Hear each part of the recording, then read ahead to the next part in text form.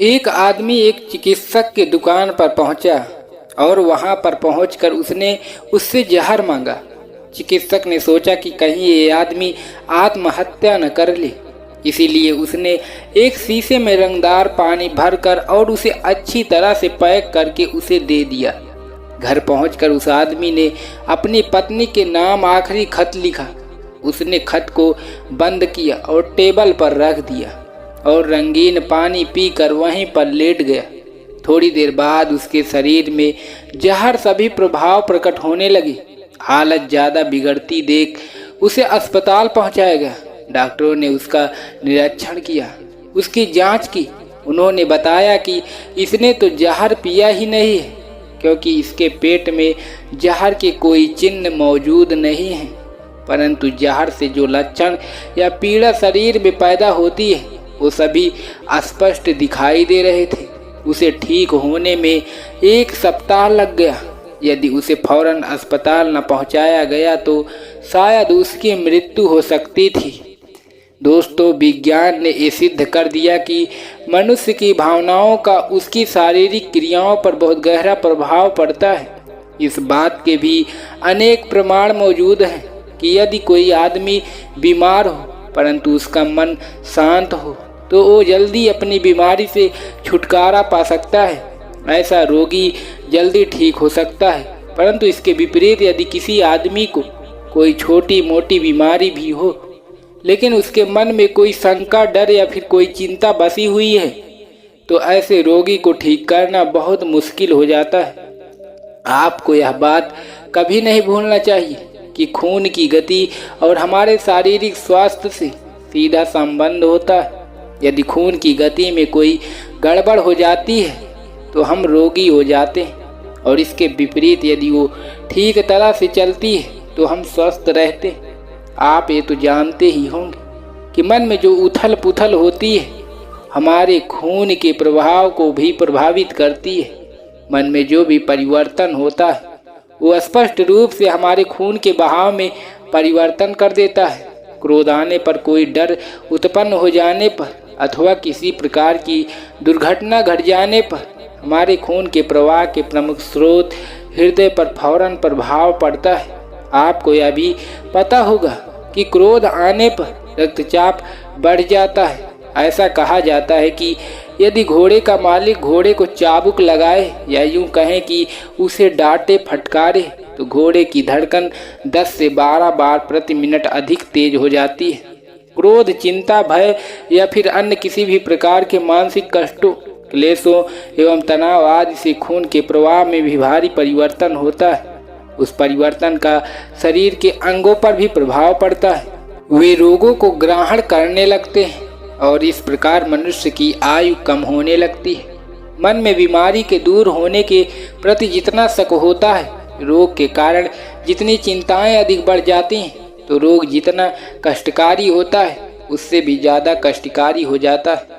शरीर पर मूर्धनी सी छा जाती है तथा निरंतर मनहूसियत छाए रहने से रोग शरीर को आघेरने लगते हैं। आपने अभी महसूस किया होगा कि अपमान या अन्याय होते ही आपका मन मस्तिष्क तुरंत विद्रोह कर उठता है तथा उसमें एक विस्फोट सा हो जाता है। इससे यह सिद्ध होता है कि भावनाओं का हमारे शरीर के सेल से बड़ा गहरा संबंध होता है। डर का भी मानव शरीर के विभिन्न अंगों जैसे गुर्दे, हृदय और पाचन अंगों पर तुरंत ही प्रभाव पड़ता है, और कभी कभी तो यह प्रभाव बड़ा घातक भी सिद्ध होता है। वास्तव में कोई बिरला इंसान ही ऐसा होगा जो भय रहित होकर, दर्द से मुक्त होकर जीवन का पूर्ण आनंद प्राप्त कर सका हो। हम पूरी तरह निश्चिंत कभी हो ही नहीं पाते। आनंद का क्षण जब कभी हमारी ओर आता है न तो हमारे मन में बैठा हुआ डर उसे उड़ा देता है। क्या आप बता सकते हैं कि अब तक आपके जीवन में आनंद के कितने दिन आए?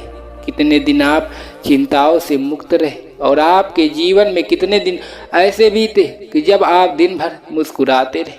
संभव है कि हमारे मन में डर की जड़ें पनपने लगती हैं, जम जाती हैं। ये डर बाल्यावस्था से ही आरंभ हो जाती है, क्योंकि प्रायः सभी देशों में बूढ़ी आया या दादी नानी बच्चों को ऐसी कहानियां सुनाया करती हैं। इनसे बच्चों के कोमल मन पर डर की एक छाया सी पड़ जाती है। पर यूं भूत प्रेतों और राक्षस आदि की कथाओं से डर बच्चों के मन में अपनी जड़ें जमा लेता है और बचपन से ही हमारे मन में बैठा हुआ ये डर कार्य के आरंभ में, कार्य के बीच में और सफलता के निकट पहुंचने तक हमें सताता रहता है। बचपन में हम किसी की परछाई को देखकर डर जाते थे। उसकी इतनी गहरी छाप हमारे मन पर पड़ी रहती थी कि हम सदा यही सोच सोच कर डरा करते थे कि कहीं यह तो न हो जाए, कहीं ऐसा न हो जाए, कहीं वैसा न हो जाए। अधिकतर ये सभी प्रकार के डर हमें इतना कष्ट पहुंचाते रहते हैं कि किसी कष्ट को भोगने के बाद भी हमें उतना दुख नहीं होता जितना दुख हम पहले ही भोग चुके होते हैं। प्रायः सभी लोगों के अंतर मन में किसी न किसी प्रकार का डर छिपा रहता है, चाहे वह बीमारी का डर हो, दुर्घटना का डर हो, व्यापार के घाटे का डर हो, नौकरी छूट जाने का या फिर मृत्यु का डर। कोई न कोई डर हमेशा छिपा रहता है और केवल छिपा ही नहीं रहता, वह अंदर ही अंदर हम पर आक्रमण करता रहता है और हमें खोखला कर देता है। कुछ लोग यात्रा करते हैं तो उनके मन में दुर्घटना की आशंका बनी रहती।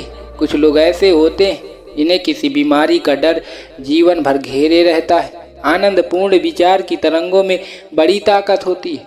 जब भी कोई चिंता आपको घेरे उस समय दूसरों की प्रशंसा कीजिए, हंसी मजाक की बातें कीजिए, किसी खेल में अपना मन लगाइए, मनोरंजन के काम कीजिए, मन में हौसले और उत्साह से भरी बातें सोचिए। ऐसा करते ही आपकी चिंताओं के बादल तुरंत छट जाएंगे और चिंता आपके मन से गायब हो जाएगी।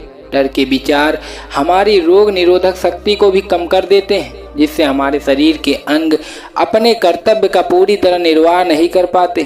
फलस्वरूप तरह तरह की बीमारियां हमें घेर लेती हैं।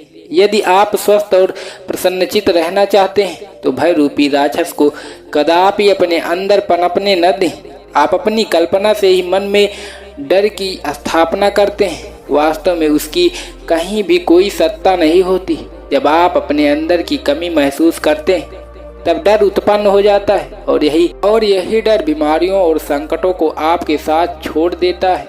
यह प्राकृतिक नियम है कि जिस वस्तु से हम डर जाते हैं वही वस्तु हमारी ओर आकर्षित हो जाती है। आपने बहुत से लोगों को यह कहते सुना होगा कि मुझे डर है कि यह काम नहीं बनेगा।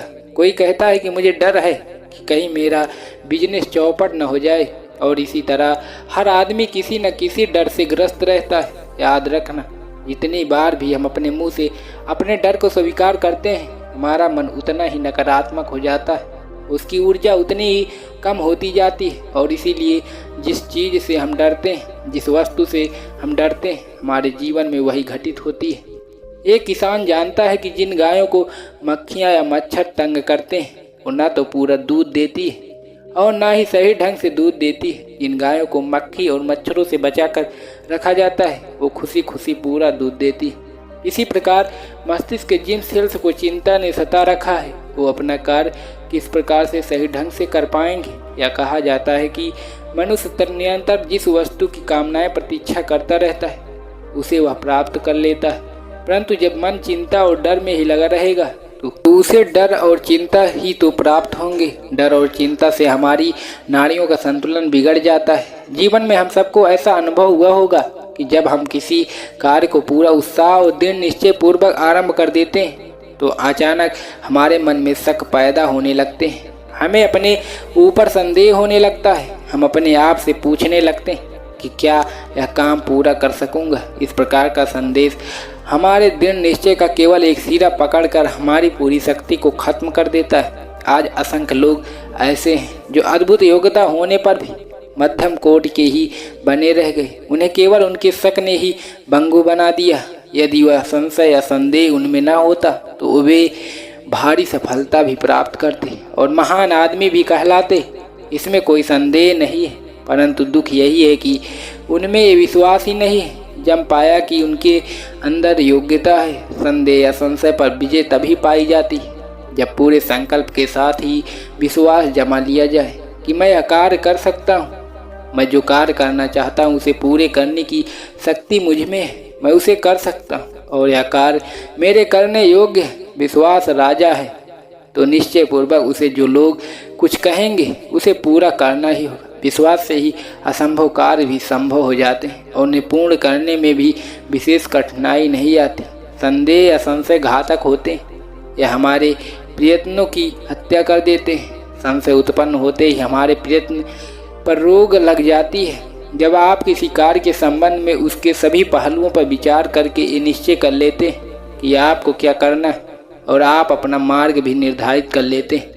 आपको चाहिए कि संशय आपके मन में प्रवेश न कर सके, कोई भी नकारात्मक विचार आपके मन में न आने पाए। उसे अपनी योजना को नष्ट मत होने दीजिए। किसी भी काम के लिए कोशिश शुरू करने से पहले ही सब पहलुओं पर सावधानी पूर्वक विचार कर लीजिए और एक बार मन में निश्चय कर लेने पर कि इस कार्य को किस प्रकार करना है, अपना कार्य करते जाइए और निरंतर करते जाइए। जिन लोगों ने अपने मन में संशय को स्थान नहीं दिया वही इतिहास में अपनी अमिट छाप छोड़ गए हैं। प्रत्येक मनुष्य के दो स्वरूप होते हैं, परंतु उसका विश्वास स्वरूप सदा ही छिपा रहता है, क्योंकि वह अपने को छोटा ही समझता रहता है। वह अपने विशाल स्वरूप की कल्पना भी नहीं कर सकते। वो नहीं जानते कि उनके अंदर एक ब्रह्मांड बसा हुआ है, लेकिन अब तो वो प्रकट नहीं हुआ। डर के कारण वो अब तक अंदर ही दबा रहा। तो दोस्तों, इस वीडियो में बस इतना ही। मिलते हैं अगले वीडियो में। अपना ख्याल रखें। धन्यवाद।